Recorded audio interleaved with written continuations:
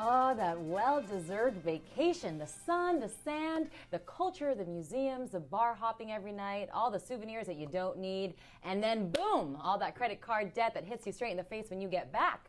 Well, going on vacation doesn't necessarily mean emptying out your wallets. So here to give us some tips on how to have fun and not come back to anything too scary is our friend and financial expert, Rod Mercado, President and CEO of Financial Rescue LLC. Hey, Rod. Hi, Ginger. Happy summer to you, Yes. right in time. Kailan ka ba huli nagbiyahe?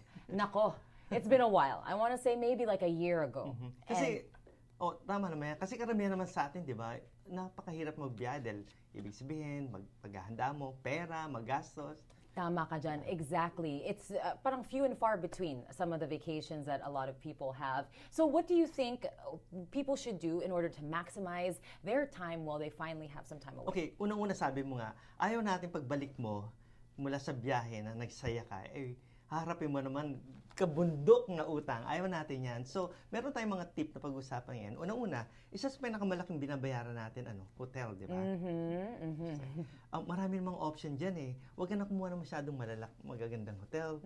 May mga bed and breakfast na mga, actually, mas maganda pa nga dahil nandoon ka sa environment na gusto mo talaga. So, para sa akin, isa yun sa mga pwede nating tignan para mabawasan ang gastos. Diba? Pangalawa, pwede natin sabihin na, alam mo, ikaw ba adventurous ka sa pagkain?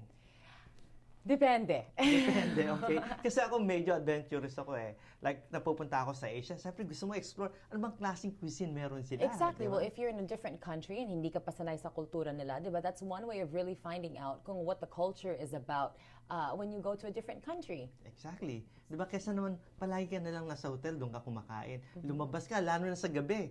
Entirely different environment, diba? Sa araw kasi medyo maraming ang mga tao nasa opisina. Pero pagdating sa gabi, ibang-iba na naman ang city. Iba yung nightlife na pupuntahan mo. Exactly. Well, that's true. I mean, we talk about, really getting a feel for the culture and the place that you are going to, but doesn't necessarily have to empty out your pockets, Tama diba? yun. So you go out. So first thing is save with the accommodations. Check out the local cuisine so that people can really see what else is out there. Check out the nightlife. Ano pa? What are some other ways that people Alam mo, can save? ito ang palaging nagiging problema ibang tao. Nagdadala sila ng credit card. Pero alam mo bang merong tamang credit card for travel? Hindi lahat ng credit card okay. Tandaan natin, when we travel, anong mga expenses natin? We have to exchange money, right? So, pag nag-exchange ka ng pera, dapat kung gagamit ka ng credit card, dapat yung exchange rate nila maganda. That's right. Second, kung mamimili ka, ayan, ang daming foreign transaction fees. May mga credit cards na hindi ka charge yan. At may mga credit cards na nagbibigay ng maraming mileage pag nag-travel ka. Points. Yun ang good paborito ko. Yes. That's one great thing of maybe using a credit card because you can also rack up points and maybe start saving for your next vacation. Diba? Yan, Pwede. diba? Sarap.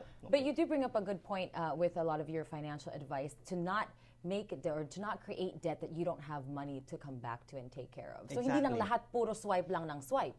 Sinasabi ko nga, huwag kang uutang kung wala ka namang perang pambayad na nakahanda na talaga. So kung gagastos ka ng $50,000 sa travel na to, and you're gonna use your credit card, dapat meron kang pambayad talaga na handa na for $50,000. That's right. Otherwise, huwag mo nang gawin yung travel. Otherwise, dahil pagbalik mo, problema na naman, gabundok na utang, sayang naman yung bakasyon. Sayang yung relaxation mo sa bakasyon pagbalik mo sa sakit din ng ulo mo, di ba? Tama But yan. there's also a good point when you travel that maybe some of our kababayans don't know, ang ibang ka-nation natin. Sometimes we create a lot of charges on data, on our phone. So what's your advice when it comes to mga extra charges? Yan ang isang pagkakamali ko dati. Palagi kasi ako merong data roaming. Minsan, pag kailangan ko lang, sa ko lang siya bubuksan dapat. Pero nakakalimutan ko. Sige, download ng data. Ang laki ng gastos noon.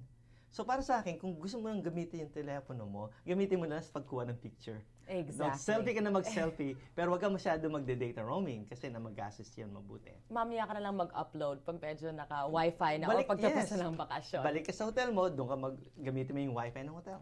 You save a lot of money. Great tips, Rod. I know that there are many more tips that you'd like to share with our Canation. Where can they call or find you if they have some more questions? Yan. Lalo-lalo na, Ginger, kung may mga problema sa utang. Mga Canation, alam niyo kung saan kami tatawagan. 1-877-973-3287 o bisitahin ang aming website, financialrescuellc.com.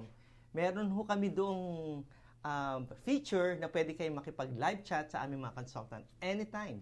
Pwede mag-live chat habang nagbabakasyon, di ba? Pwede pa. Pwede. Huwag naman. Bakasyon na lang muna yun. Bakasyon na muna. All right. Thank you, Rod. Always such a pleasure chatting with you. Have a great summer. Maraming salamat din, Ginger. Maraming salamat sa bisita mo dito sa Milpitas, California. All right. May adobo pang parating. Ito muna ang isang patikim.